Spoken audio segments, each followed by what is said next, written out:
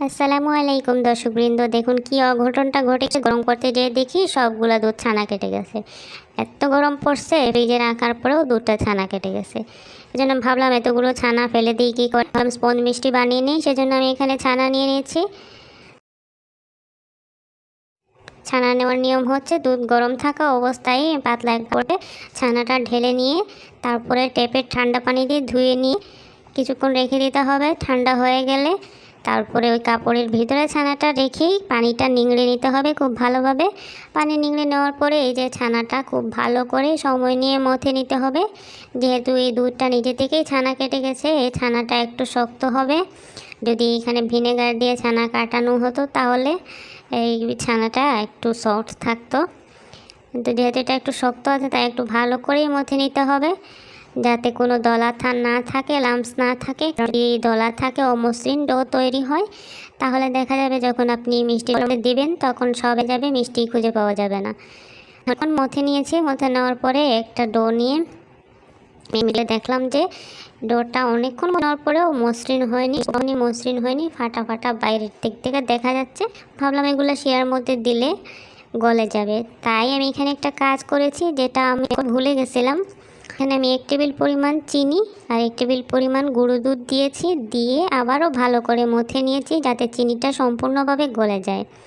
চিনি আর দুধ সম্পূর্ণভাবে ভালো করে মিশিয়ে নেওয়ার পরে আমি আবারও ভালো করে এভাবে মথে নিলে দানা দানা থাকার বা দলা থাকার কোনো চান্স থাকে না।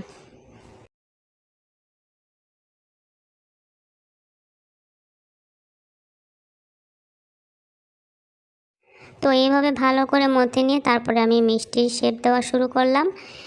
এটা গোলাকার 2 হাতের সাহায্যে গোলাকার শেপ দিয়ে মিষ্টির বলগুলো তৈরি করে নিব।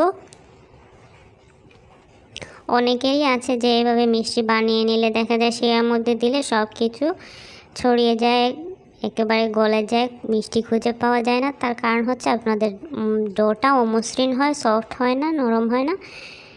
সেজন্য যাদের একটা দেখবেন যে ছানাটা একটু শক্ত আছে, এভাবে চিনি এবং দুধ অ্যাড করে নেবেন। একইভাবে আমি সবগুলো মিষ্টির বল তৈরি করে নিচ্ছি।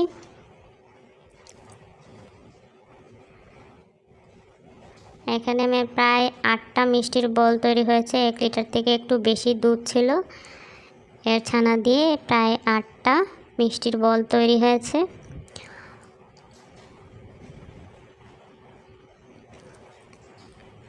এখানে আমি চিনি শিরা তৈরি করে নিচ্ছি। চিনি শিরার জন্য আমি প্রথমে 3 কাপ পরিমাণ পানি দিয়ে দিচ্ছি। 3 কাপ পরিমাণ পানির জন্য দিয়ে দিব 1 কাপ পরিমাণ চিনি।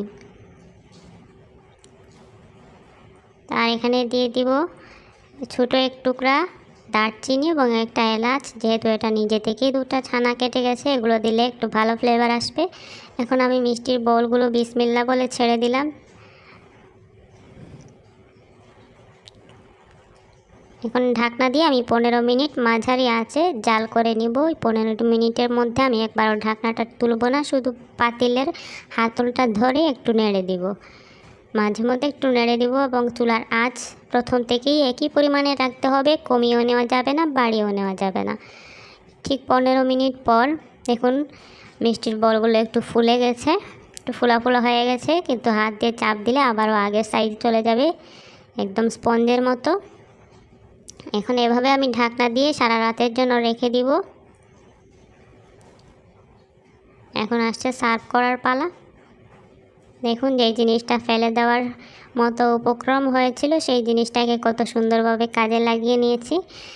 তো আপনাদের সাথেও যদি এরকম কোনো ঘটনা ঘটে থাকে, আমার মনে হয় সবার সাথেই কম বেশি এই ঘটনা হয়, দুধ ছানা কেটে যায়, তাহলে আপনারাও এইভাবে ছানাগুলো ফেলে না দিয়ে স্পঞ্জ মিষ্টি তৈরি করে নিতে পারেন। অযথা জিনিস নষ্ট করার কোনো দরকার পড়বে না, আবার অনেক দামি মিষ্টিটাও তৈরি করে নেবেন ঘরের মধ্যে খুব সহজেই। যদি আমার রেসিপি ফলো করেন তাহলে অবশ্যই আপনি সাকসেসফুল হবেন।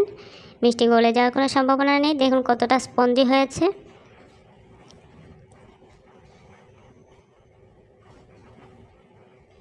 চাপ দিলে আবার আগের সাইডে চলে যায়, নাহলে একটু ফোলা ফোলা থাকে। ধন্যবাদ সবাইকে।